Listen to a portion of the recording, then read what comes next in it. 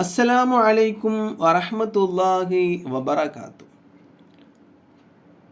കാടപ്പക്ഷിയെ സ്വപ്നം കണ്ടാൽ, കാടുണ്ടല്ലോ കാടപ്പക്ഷി, ആ പക്ഷിയെ സ്വപ്നം കണ്ടാൽ അതിൻ്റെ വ്യാഖ്യാനം എന്തായിരിക്കും? ഇതിനെക്കുറിച്ചിട്ട് ഒരുപാട് വ്യാഖ്യാനങ്ങളുണ്ട്.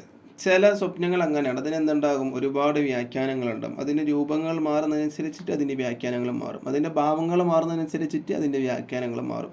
അതിൻ്റെ സ്ഥലങ്ങൾ മാറുന്നതനുസരിച്ചിട്ട് അതിൻ്റെ വ്യാഖ്യാനങ്ങൾ മാറും. അങ്ങനെ വ്യാഖ്യാനങ്ങൾ ചിലതിന് ഒരുപാടുണ്ടാകും. അപ്പോൾ കാടപ്പക്ഷിയെ കുറിച്ചിട്ട് വ്യാഖ്യാതാക്കളായ പണ്ഡിതന്മാർ എന്താണ് പറയുന്നത്? മഹാനായ മൂസദ് ദമീർ റഹിമഹുമുള്ള അവിടുത്തെ ഒരു കിതാബിൽ പറയുന്നു. എന്താണ് പറയുന്നത്? കാടപ്പക്ഷി അതെന്താണ്?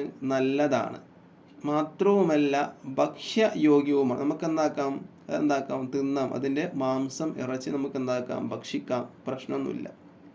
മാത്രമല്ല അത് 10 വർഷം ജീവിക്കും എന്നുമുണ്ട്.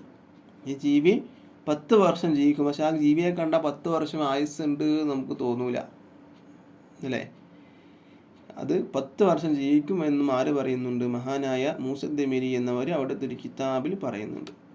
മഹാനവറുകൾ തന്നെ പറയുന്നു, ഇതിൻ്റെ വ്യാഖ്യാനമായിട്ട് മഹാനവറുകൾ തന്നെ പറയുന്നു, ഒരാൾ കാടപ്പക്ഷിയെ സ്വപ്നത്തിൽ കാണുകയാണെങ്കിൽ അതിൻ്റെ വ്യാഖ്യാനം നമ്മുടെ മക്കളോട് നമുക്ക് സ്നേഹമുണ്ടാകുമെന്നാണ്. നമ്മുടെ മക്കളോട് സ്നേഹം ഉണ്ടാവുക എന്ന് പറയുമ്പോൾ വലിയൊരു കാര്യമാണ്, അല്ലേ? നമ്മൾ അങ്ങോട്ട് സ്നേഹം കൊടുത്താൽ മാത്രമേ നമുക്ക് എന്താവുള്ളൂ, ഇങ്ങോട്ട് സ്നേഹം കിട്ടുള്ളൂ. മക്കളോട് അങ്ങോട്ട് സ്നേഹമില്ലേ, മക്കൾക്കും എന്തുണ്ടാവില്ല, ഇങ്ങോട്ട് സ്നേഹം ഉണ്ടാവില്ല. പക്ഷെ നമ്മളെ മുന്നിൽ എന്താക്കൂല, കാണിക്കൂല. ഉപ്പയാണെങ്കിൽ ഉപ്പാൻ്റെ മുന്നിൽ എന്ത് കാണിക്കൂല, ഉപ്പാനോട് ദേഷ്യമുള്ളതായി കാണിക്കൂല. ആരോടെ കാണിക്കുക? മറ്റുള്ള ആളുകളൊക്കെ പറയും, ഉമ്മയോട് പറയും, കൂട്ടുകാരോട് പറയും, കൂട്ടുകാരികളോട് പറയും.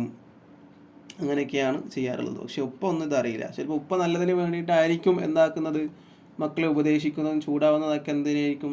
മക്കളുടെ നല്ലതിന് വേണ്ടിയിട്ടായിരിക്കും. എന്നിരുന്നാലും മക്കൾക്ക് അങ്ങോട്ട് സ്നേഹം കൊടുത്താൽ മാത്രമേ മക്കൾക്ക് ഇങ്ങോട്ട് എന്തുണ്ടാവുകയുള്ളൂ, സ്നേഹം ഉണ്ടാവുകയുള്ളൂ. അപ്പം നമ്മൾ എന്താ ചെയ്യേണ്ടത്? ചൂടാവേണ്ട സ്ഥലത്ത് ചൂടാവുക, അടക്കേണ്ട സ്ഥലത്ത് എന്താക്കുക, അടക്കുക. അതും കരുതി നമ്മൾ എന്താക്കരുത്, തമാശയില്ലാതിരിക്കരുത്. തമാശ പറയേണ്ട സ്ഥലത്ത് തമാശയും പറയുക. അത് മക്കളെ എന്നല്ല, ആരോടാണെങ്കിലും, ഭാര്യയോടാണെങ്കിൽ പോലും സ്നേഹം കൊടുത്താൽ മാത്രമേ സ്നേഹം കിട്ടുകയുള്ളൂ എന്ന് നമ്മൾ മനസ്സിലാക്കേണ്ടതുണ്ട്. അപ്പോൾ വീഡിയോ ഇഷ്ടപ്പെട്ടാൽ ലൈക്ക് ചെയ്യുക, ഷെയർ ചെയ്യുക. ഇതുപോലത്തെ വീഡിയോസിന് വേണ്ടി ചാനൽ സബ്സ്ക്രൈബ് ചെയ്യുക. അസ്സലാമു അലൈക്കും വറഹ്മത്തുള്ളാഹി വബറകാതുഹു.